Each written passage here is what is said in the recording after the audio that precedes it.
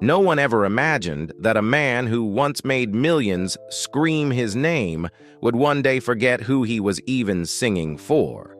Steven Pearcy, the soul of Ratt, the figure who turned nights on the Sunset Strip into a storm of sex, drugs, and guitars slicing the air apart, is living proof that glory never comes without a price. He stood so high above the world that it seemed a single shout from him could alter the very fabric of American rock culture. Yet that same peak was also the beginning of his downfall. Behind the blinding lights and the roar of electric guitars lies a story Steven Pearcy has never fully told. A teenager whose future was nearly destroyed by an accident. A rocker who used drugs to fill the void of loneliness on endless tours. A lost soul trapped inside the very band he founded, leaving it, returning to it, and bleeding every time. Each collapse opened a new chapter, leaving fans unsure whether they were witnessing a rebirth or the final steps toward a tragic end.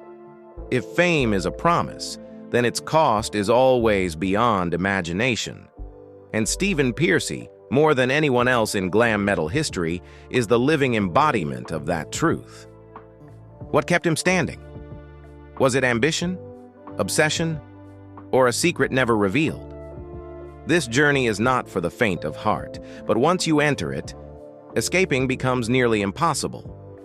The questions surrounding Steven Pearcy's resilience only make sense once we go back to a time before the guitars, before the stages, before the chaos. He was born on July 3, 1956, in Long Beach, California, an era where Americans worshipped speed far more than melody. From the very beginning, Pearcy showed no trace of an artistic calling. He was obsessed with drag racing, with the raw sensation of metal, gasoline, and roaring engines, forces that convinced him his future lay on a blazing straightaway, not behind a microphone. As a teenager, Pearcy spent nearly every waking hour at local racetracks. He trained with absolute conviction that he would become a professional racer. There was no music, no stage, only velocity and ambition. But life's biggest detours often arrive in the smallest of moments, and his moment came around 1973. During a practice run, a sudden collision sent his car spiraling out of control. Metal buckled, his body slammed against the guardrails, and Pearcy was rushed to the hospital with serious injuries. When doctors informed him that he should never race again, what was taken from him wasn't just a hobby. It was the identity he believed defined him. The months that followed dragged on longer than any physical scar. Unable to move freely, unsure of what was left for him, Pearcy fell into the void of a youth stripped of purpose. Then a friend placed something in his hands. Something meant only as a distraction, a guitar. The first time his fingers touched the strings, Pearcy felt a shock of familiarity.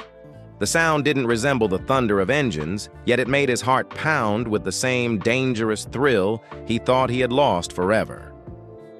By the mid-1970s, music was no longer a way to kill time. Pearcy started gathering friends, playing at house parties and cramped bars where people came to drink rather than listen. No one took them seriously. Not even Pearcy fully understood where it was heading. But each time he stood before a crowd of strangers, he realized an unsettling truth. The adrenaline he once chased on the track had found a new vessel. The accident didn't end Steven Pearcy's life. It rerouted it. If that crash had never happened, the world might never have heard the snarl that would become Ratt, and there would be no reason for a speed-crazed teenager to morph into the man who helped define an entire generation of glam metal. Music entered Pearcy's life as a temporary fix, but the deeper he went, the more he was consumed by the raw electricity that only a stage could generate. By the late 1970s, when the roar of applause began to eclipse the sound of engines, Pearcy gathered musicians and formed early groups like Fire Dome and Crystal Pistol. The bar gigs didn't earn them money, nor did they promise a future, yet they provided something far more addictive, that fleeting moment when the music got loud enough to drown out every doubt inside his head. It wasn't success, it was his first real hit of attention. By 1977, Pearcy had enough experience and stubbornness to realize that if he wanted to live off music, he needed to take control of a band himself. That decision gave birth to Mickey Ratt in San Diego. The name sounded crude and unforgettable, perfectly matching a band without a clear direction, but overflowing with energy.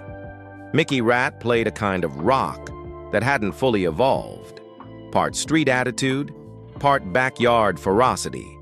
They had no grand plan, only night after night of shows where every member screamed louder than the guitars just to prove they existed. None of them imagined that this half-shaped sound was laying the foundation for one of glam metal's future empires. The turning point arrived when Pearcy realized San Diego was too small for his ambitions. The stages there weren't hostile enough, weren't hungry enough to create legends. In the early 1980s, he moved Mickey Ratt to Los Angeles and hurled the band into the cultural storm brewing on the Sunset Strip. This wasn't just a music scene, it was a battlefield of image, ego, and attitude. Bands competed not by playing better, but by dressing louder, moving faster, and living closer to the edge. Surviving meant more than talent. It meant having the instinct to devour or be devoured. Pearcy didn't intend to merely survive. He wanted to stand at the center of the hurricane. Los Angeles changed everything. Shows were no longer drunken after-parties. They were wars for attention, fought against crowds already accustomed to performers trying desperately to be rebellious. Pearcy quickly understood that rock wasn't just sound. It was a stare, a stance. The way a singer walked on stage as if the world should come to a halt. The guitars got sharper, the drums more explosive, and Pearcy's lyrics took on the tone of a man ready to erupt. Then came 1982, the point of no return. Mickey Ratt became Ratt, a transformation that severed whatever unfinished business lingered in their past. With a stable lineup and a defined identity, the band embraced glam metal, not in its glamorous theatrical form, but in something far grittier. Urban, predatory, and unapologetically street-bred. The guitars felt like weapons, and Pearcy's voice wasn't smooth. It sounded like a sneer sharpened into melody, taunting the listener as if the band weren't just performing. They were pounding on America's cultural door. The air felt charged, as though something enormous was coiling beneath the surface, waiting to detonate. Ratt wasn't famous yet, but they possessed something other bands didn't. The undeniable sense that something colossal was coming, something so uncontainable that even they couldn't fully grasp it. It was the kind of energy that made people watch, not because of who the band was, but because of the terrifying intuition that if they looked away, they might miss the moment history changed forever. The transformation into Ratt was like slamming the accelerator just before the engine explodes. By 1983, everything they had built inside smoke-choked clubs was sealed into the Ratt EP. No major label, no media machine, only music and the reckless belief of young men, convinced the world had no choice but to listen. The EP sold 200,000 copies independently, an almost impossible figure for a band that didn't even exist on the mainstream map. That success was a roar rising from the shadows of the Sunset Strip, startling Atlantic Records into realizing that a metal beast was growing in the dark. The doors of the mainstream didn't open by luck. They were kicked off their hinges by the fire Pearcy and his band were feeding. Their true entrance into the golden age arrived in 1984 with Out of the Cellar. Everything the EP merely hinted at, this album declared outright. Round and Round wasn't just a hit. It was a sonic trap. a riff that drilled so deep into listeners' heads there was no escape. MTV played it so relentlessly it became the soundtrack of the 1980s. From a band with more belief than opportunity, Ratt became a phenomenon. The album went multi-platinum. Small venues became warehouses that could no longer contain the crowd, and those warehouses turned into arenas. Pearcy didn't just sing, he prowled the stage like a feral mascot of glam metal, commanding thousands to scream at his slightest movement. Momentum became pressure, but instead of slowing down, the band turned it into ammunition. In 1985, Ratt released Invasion of Your Privacy. Tracks like Lay It Down and You're in Love proved they weren't riding the coattails of a previous success. They were constructing a sonic fortress. The album went platinum, selling nearly 2 million copies, confirming Ratt was no fluke. They rose into territory reserved for giants. Every tour felt like a cultural invasion, Ratt dragging along a blinding, absurd, seductive energy that perfectly embodied glam metal's unapologetic excess. By 1986, confidence had mutated into ambition, and ambition into dancing undercover. Though it didn't explode like its predecessors. Body Talk, appearing in film, slipped Ratt into an entirely new dimension, where music wasn't just heard, but seen, attached to lifestyle, image, and myth. The album still went platinum, the tours stretched further, the crowds grew louder. So loud, some nights the band could no longer tell applause from chaos. And in those nights, the first cracks appeared. The burden of non-stop glory, the endless parties, drugs, lust. All of it pressed against Ratt's core like a weight no one knew how to carry forever. No one stopped. No one wanted to be the one to admit exhaustion. In 1988, Reach for the Sky arrived, cracking the Billboard Top 20. Way Cool Jr. became one of their defining songs. The harmonica wailed like a warning, the guitar riff like an attempt to hide a truth Ratt didn't want to face. They were running at a speed no one could sustain. Success didn't just fill their wallets, it hollowed out their minds. Each new record was no longer a creation. It was a competition against themselves, against market expectations, against the ever-expanding shadow of Out of the Cellar. When a band moves too fast, the danger isn't failing to reach the finish line. It's realizing the finish line no longer exists. Ratt had outrun every rival, yet none of them knew what they were running from. That unchecked velocity finally met resistance in 1990 with Detonator. Ratt was no longer the anonymous outlaw. They were a brand forced to compete with their own myth. The album went gold, but the real story was in the sound. With a new producer came a slicker, more commercial direction. The wildness that once made them untouchable was polished into something market-approved. Riffs were tightened, Pearcy's vocals cleaned and boxed into clarity, correct, professional, and sterile. What they lost wasn't volume, it was danger. Fans sensed glam metal's rebellion was dying. Everything felt too safe. Detonator didn't fail. It succeeded in a way that frightened people, like watching a beast willingly put on its own leash. A year later, in 1991, Ratt released Nobody Rides for Free on a movie soundtrack. MTV pushed it hard, and though the song retained a familiar edge, something else lingered. The dimming of a light. The sense of imminent destruction, of a band ready to tear through anything was gone. Rat-T stood in the same place, but breathed heavier. It wasn't failure. It was the fading of an era. When a band, fueled by primal impulse, loses that instinct, the humans inside the machine must face the bill. In 1992, Steven Pearcy walked away from Ratt for the first time. No public scandal was required. The internal erosion was loud enough. Endless partying, relentless pressure, ego clashes. each one suffocating creativity until leaving felt less like quitting and more like escaping a fire of his own making. Leaving Ratt didn't mean stopping. In 1993, Pearcy formed Arcade with Fred Coury of Cinderella. 2 albums emerged in Defiance, proof Pearcy wasn't the leftover limb of a dead band. The voice was the same, but the spirit was darker, colder, less flamboyant. Arcade wasn't nostalgia, it was a declaration. Steven Pearcy could exist without the metal rat. By 1996, instead of retreating to glam metal's comfort zone, Pearcy lunged even further into Vertex, an industrial metal project that sounded like a violent rejection of his past. The music was sharp, icy, almost emotionless, as if Pearcy wanted to amputate every glittery remnant of glam. It didn't make waves, but it made one thing clear.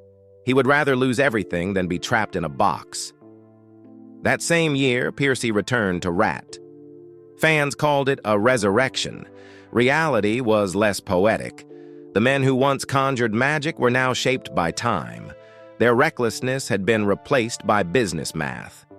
They played correctly, sang correctly, too correctly. The danger was gone. A band that no longer feels hazardous loses its soul. By the year 2000, Ratt was a shadow of the band that once ruled arenas. Years of smoldering disputes over money, rights to the name, and musical direction finally erupted. Pearcy, the man who dragged the band from dingy bars into the arenas of America, now found himself without a place in his own creation. Meetings no longer discussed songs. They dissected contracts, percentages, and bruised egos. Pearcy understood the cruelest truth. Ratt was still moving, but it had no reason to exist. He sang songs carved from his bones without recognizing himself in them. Every creative spark was strangled by internal politics.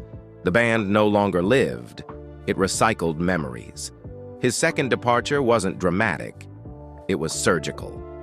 He stepped away from a name still echoing loudly, but hollow at its core. From the moment he exited, Ratti didn't die, but it stopped having a heartbeat.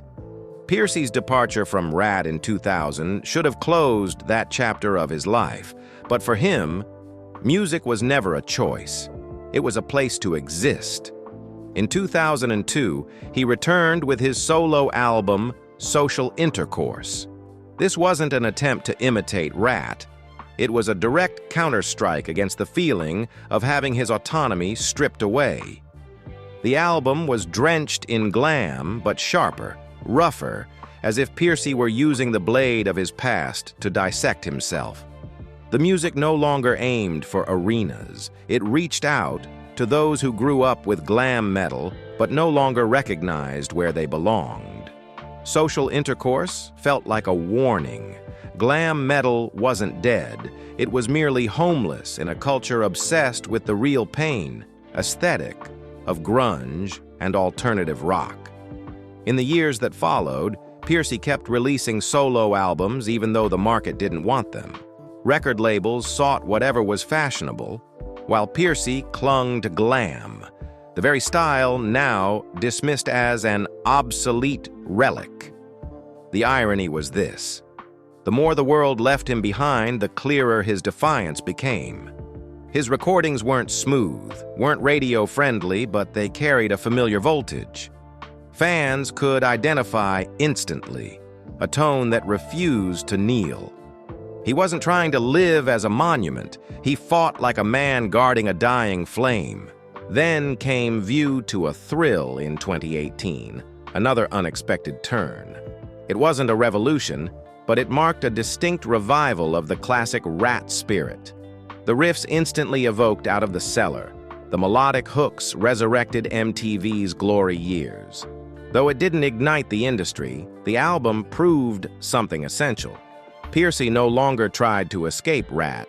He accepted that he was Ratt's soul, even if the band's name no longer meant one unified thing. That reconciliation with identity paved the way for Legacy in 2022, a project that stunned fans by unveiling previously unreleased Ratt recordings. It wasn't a new album. It was the preserved memory of songs that never got their moment. Legacy felt like the black box of a crashed aircraft, evidence that what fans had always suspected was true. Ratt was far more than what the market ever allowed the world to hear. Pearcy didn't release Legacy to sell nostalgia. He released it to state bluntly that glam metal history had never been fully written. But music was only one front in the war. Between 2016 and 2020, the name Ratt became an execution ground. Two versions of the band appeared simultaneously, each carrying a shard of its history and a piece of its audience. To outsiders, it was just a trademark dispute. To Pearcy, it was a fight for the identity that once rescued him from a pile of twisted metal in 1973. Courtrooms replaced stages, and lawsuits became extensions of the ego battles that were never resolved in the 80s. In the end, Pearcy and the original members reclaimed the rights to the name, a victory not won by guitars, but by legal documents no rocker ever imagined needing to protect his legacy. From that victory came Ratt, The Atlantic Years, in 2023. It wasn't a cheap nostalgia product, it was a monument. The albums that once smashed down MTV's doors were now curated as artifacts of an era that refused to follow the rules. The box set didn't just collect songs, it collected attitude, the very force that made glam metal a religion for those who lived outside the margins. Pearcy wasn't trying to reclaim a crown. He was making sure it wouldn't be buried with the era that created it. When the storm of lawsuits, branding disputes, and the dying embers of Ratt's final albums still echoed in his mind, Steven Pearcy began another journey. Not with guitars or stages, but with a person who appeared at the exact moment he believed he had nothing left to hold on to. Melissa Ryel entered Pearcy's life in the mid-1990s, right when he was stumbling through attempts at reinventing himself after the first fractures within Ratt. What drew them together wasn't fame, it was a rare sense of calm. Something Pearcy thought had gone extinct in the life of a rocker who had lived too long in the thunder of amplifiers. Melissa was nearly 20 years younger, yet the age gap didn't create distance. If anything, it gave Pearcy the feeling of being seen through eyes unstained by judgment or expectation.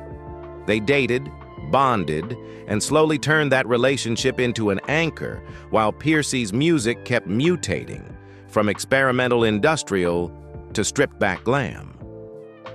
On September 12, 1999, they officially became husband and wife. The wedding wasn't loud, wasn't drenched in rock star extravagance. It felt more like a quiet declaration that after years of running from attachment, Steven Pearcy finally wanted to stop. The birth of their daughter, a milestone Pearcy rarely mentions publicly, made that life feel painfully real.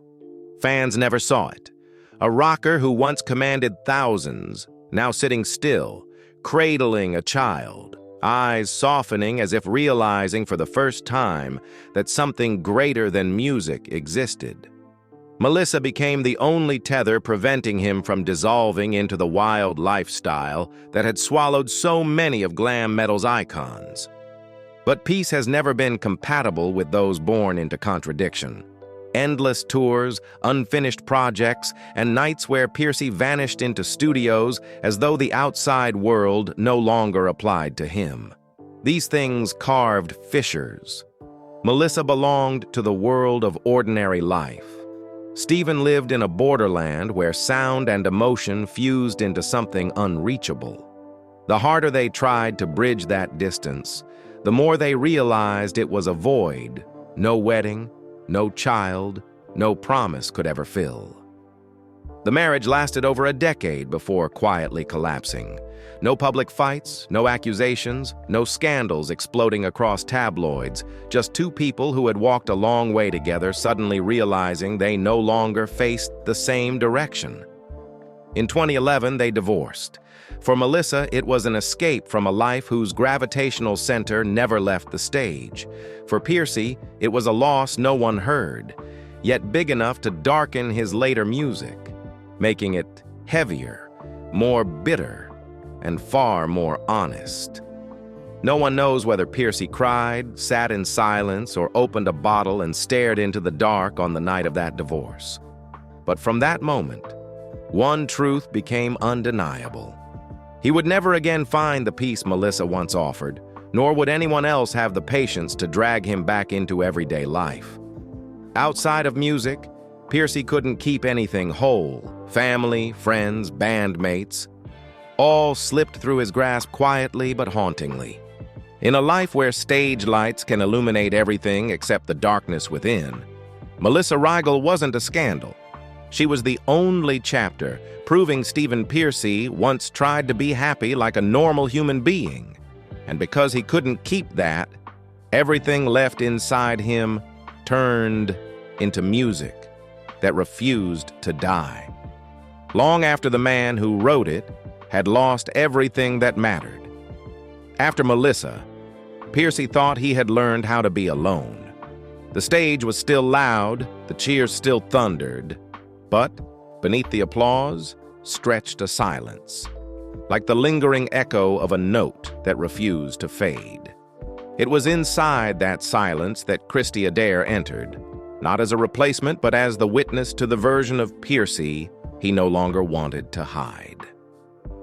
Christy wasn't fascinated by the golden past or by the frontman status of a glam metal icon.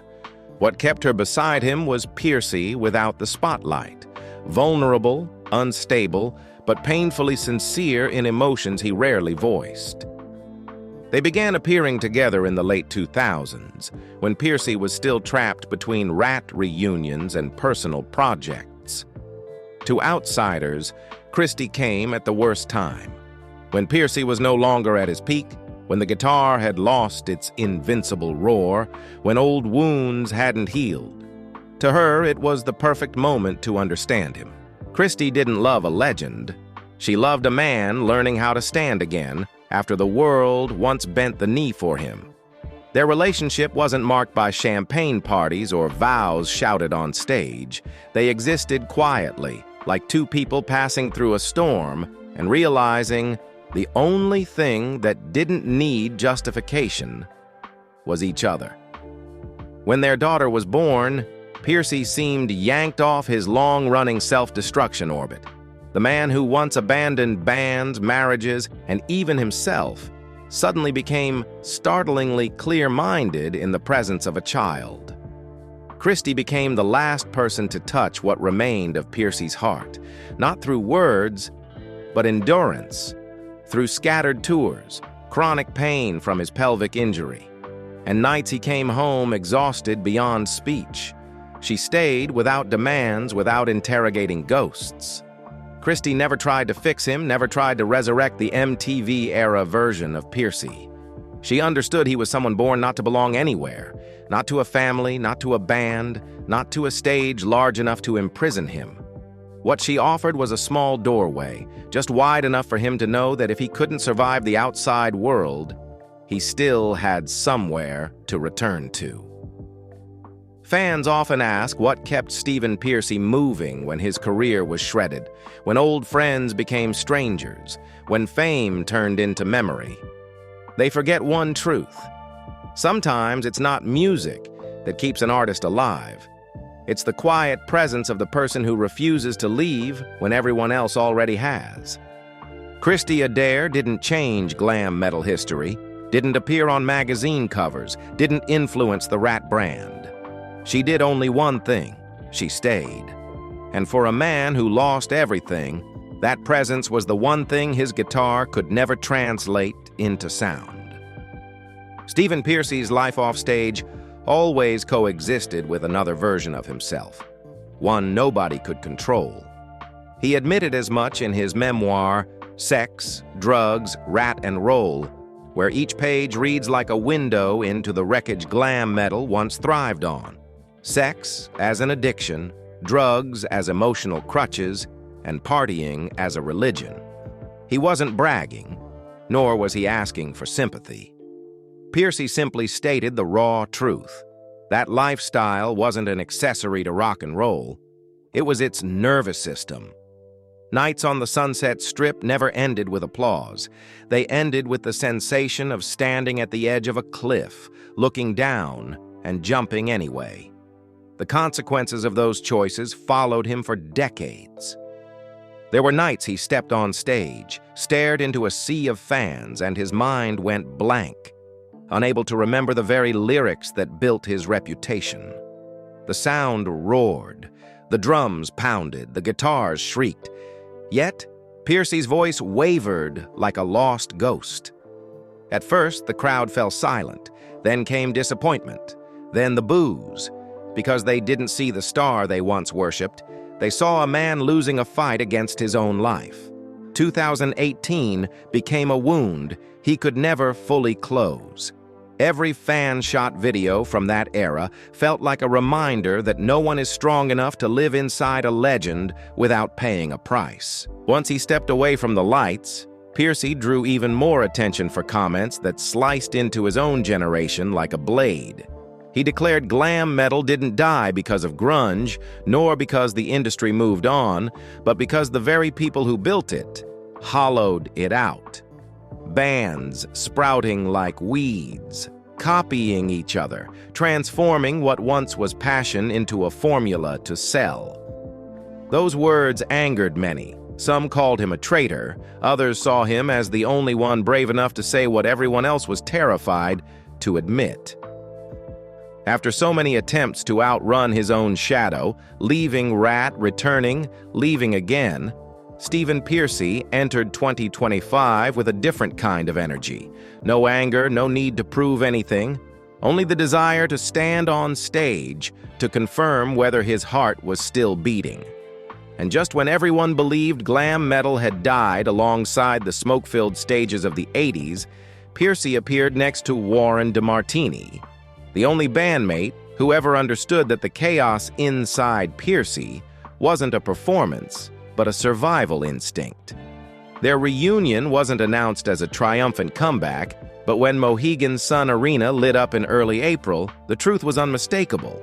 They weren't returning to resurrect the past. They came back because neither man had found anything capable of replacing the sound of a guitar. The audience didn't see the swaggering young gods Ratt once paraded on MTV. They saw two men halfway through life, carrying cracks that couldn't be disguised, still choosing to hold their instruments like they were the only way left to exist. Pearcy's voice wasn't as sharp. It rasped, sometimes broke mid-phrase. But every word carried the weight of someone who almost lost everything: fame, friends, family, himself. No boos this time, only silence, because people finally understood. This wasn't a performance. It was a confession. After that show, Pearcy and DeMartini continued drifting across smaller venues throughout the U.S.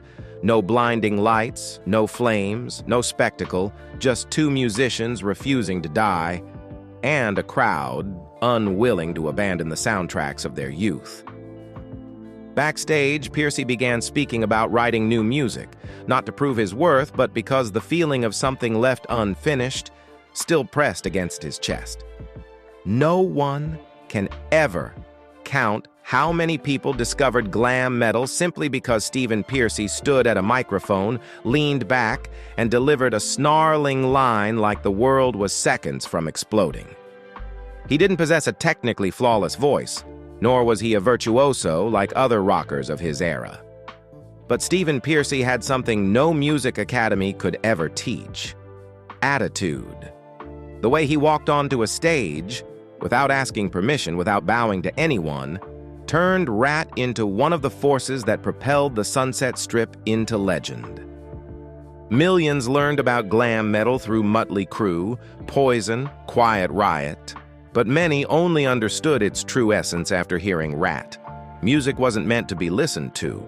It was meant to be lived, to taste victory and defeat in every riff. It was Ratt, with Pearcy as the focal point, that transformed the rocker image into something far beyond sound. A lifestyle, a primal declaration, a challenge hurled at the world that said, "We exist on our own terms." Pearcy's legacy isn't just the multi-platinum albums, or Round and Round looping endlessly on MTV, or the generations of guitarists who had to learn Ratt riffs before setting foot on stage. His legacy lies in the final nail he hammered into the door of doubt that hung over 1980s rock, proving that someone imperfect, unruly, and unwilling to compromise could still create music powerful enough to change how millions see life. Steven Pearcy was never designed to live comfortably inside legend. He wasn't a polished hero, wasn't an innocent genius, and certainly wasn't a sympathetic victim for the public to pity. He is the proof of a merciless truth rock has always tried to hide behind loud guitars and wild hair. To create music strong enough to shake an era, sometimes an artist has to burn himself to keep the fire alive. He lost friends, lost marriages, lost his health, and more than once, almost lost himself. Yet Steven Pearcy remains, not as a relic of the past, but as a question for the future. What happens to a man who has given everything to rock, when rock refuses to ever let him go? Not everyone loves Pearcy, and not everyone understands him. But anyone who has ever heard Round and Round blast in the middle of the night knows one thing. Some voices don't survive because they're perfect. They survive because they bear the scars of a life lived painfully and truthfully. So, what do you think Steven Pearcy deserves to be remembered as? A legend or a man who burned himself alive for music? Tell us your answer in the comments. Hit like if you want more stories like this, and don't forget to subscribe so you won't miss the next chapter in this series.